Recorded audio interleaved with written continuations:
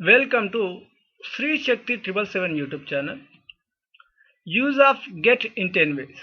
ఈ వీడియోలో మీరు గెట్ అనే పదాన్ని 10 రకాలుగా ఎలా వాడాలో నేర్చుకోబోతున్నారు.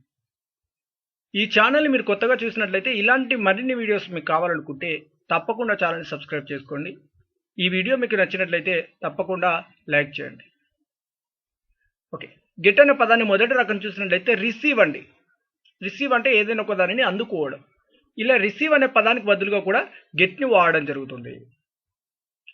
I got some books from my friend. నేను నా స్నేహితుని నుండి కొన్ని పుస్తకాలను రిసీవ్ చేసుకున్నాను. I have గాటన్ 2 laptops before 3 days. నేను 3 రోజుల క్రితం 2 ల్యాప్టాప్లు రిసీవ్ చేసుకున్నాను. ఇలా రిసీవ్ అనే పదానికి బదులుగా కూడా గెట్ అనే పదాన్ని వాడడం జరుగుతుంది. రెండవ రకం చూసినట్లయితే అప్టైన్ అండి. అప్టైన్కి బదులుగా మనం గెట్ని వాడడం జరుగుతుంది. అప్టైన్ అంటే తెలుగు మీనింగ్ ఏంటి? పొందడం. ఏదైనా ఒక దానిని పొందడం అని తెలియజేయడానికి మనం అప్టైన్కి బదులుగా గెట్ని కూడా వాడడం జరుగుతుంది. I have గాటన్ A job at the airport. నేను ఎయిర్పోర్ట్ వద్ద ఒక ఉద్యోగం పొందాను. There is only one way to get it. దానిని పొందడానికి ఒకే ఒక్క దారి ఉంది. ఇలా అప్టైన్ అనే పదానికి బదులుగా గెట్ని కూడా వాడడం జరుగుతుంది. మూడవ రకం చూసినట్లయితే బై అనే పదానికి బదులుగా మనం గెట్ని వాడడం జరుగుతుంది. బై అంటే అర్థం ఏంటి? కొనడం. ఈ కొనడం అని బై అనే పదానికి బదులుగా గెట్ అనే పదాన్ని వాడడం జరుగుతుంది. What are you getting for my marriage.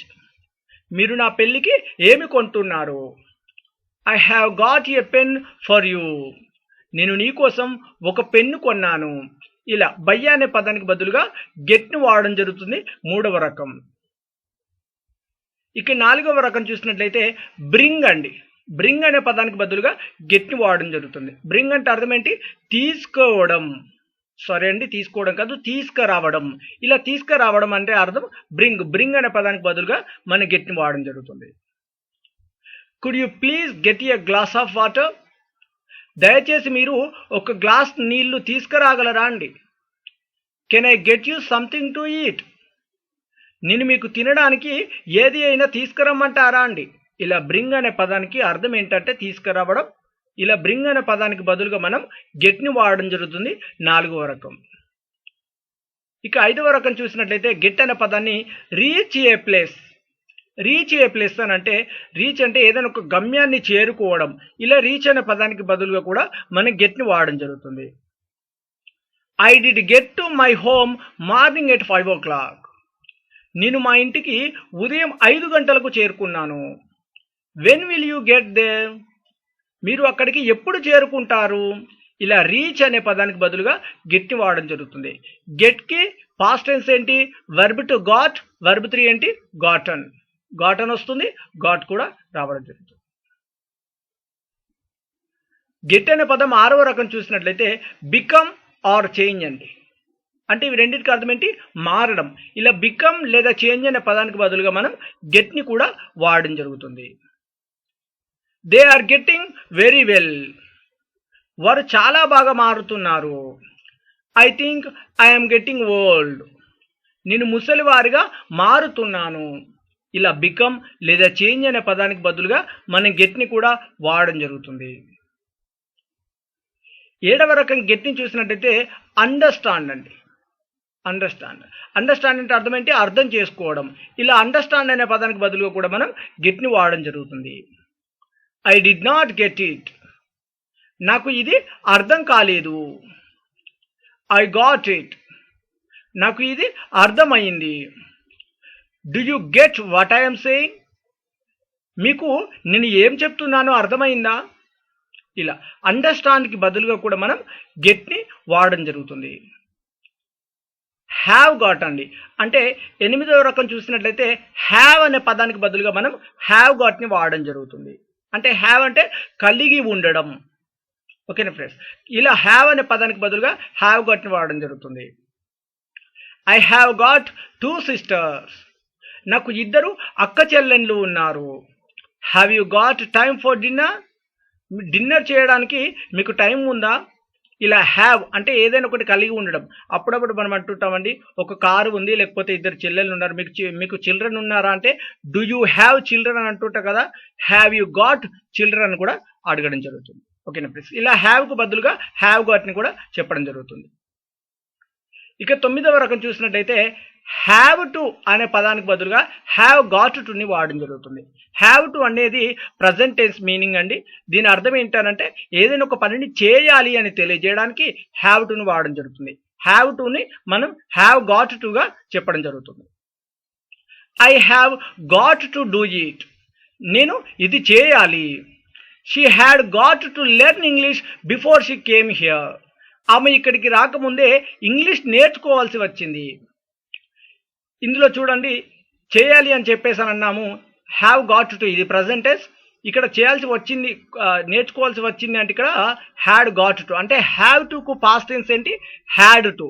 కాబట్టి హ్యాడ్ టుకి కూడా మనం బదులుగా మనం ఏం వాడచ్చు, హ్యాడ్ గాట్ టుని చెప్పడం జరుగుతుంది పాస్ట్ టెన్స్లో. ఇక 10వ రకం చూసినట్లయితే గెట్ని ఏదైనా ఒక పనిని చేపించడం అండి. అంటే వేరే వ్యక్తులతో మనం పనిని చేపించడం అనే పదాన్ని తెలియజేయడానికి వెర్బ్ 3ని వాడడం జరుగుతుంది. గెట్ ప్లస్ వెర్బ్ 3ని వాడడం జరుగుతుంది. ఈ సెంటెన్స్ని మనం ఎలా మేక్ చేస్తాము అని అంటే ఇక్కడ చూడండి, మొదటగా గెట్ అనే పదం ఉంది కదండి, ఇక్కడ గెట్ ప్లస్ వెర్బ్ 3 ఉంది. గెట్ ప్లస్ వెర్బ్ 3ని ఎలా వాడతామంటే సబ్జెక్ట్ ప్రనౌన్ని తీసుకొని ప్లస్ హెల్పింగ్ వర్బ్ని తీసుకొని దాని తర్వాత ప్లస్ ఆబ్జెక్ట్ ప్రనౌన్ని ప్లస్ వెర్బ్ 3ని చెప్పడం జరుగుతుంది. ఓకేనా friends, I will get you arrested.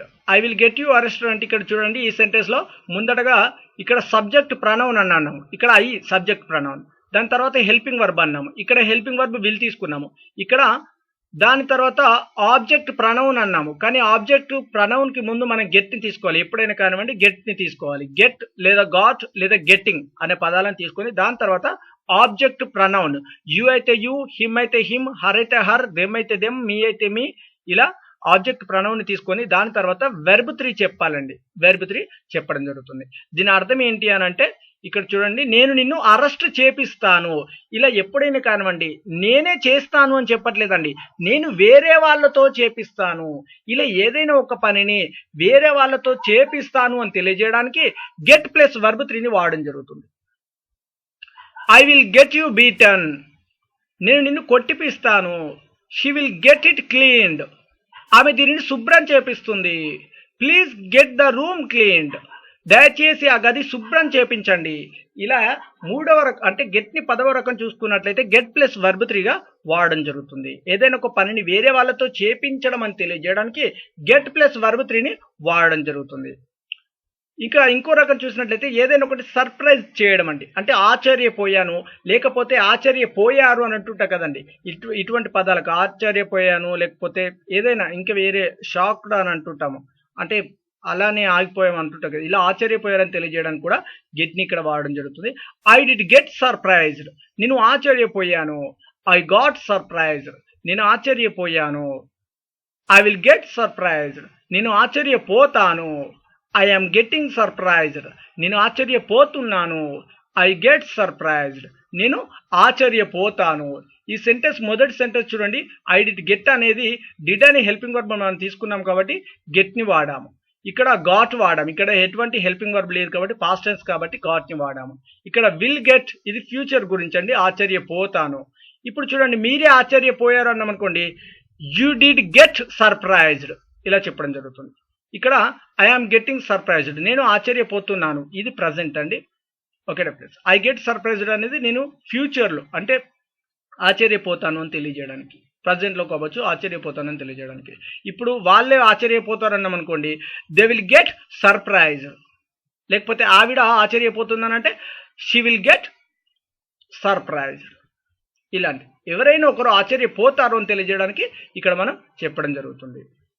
Thanks for watching. Please do like and share.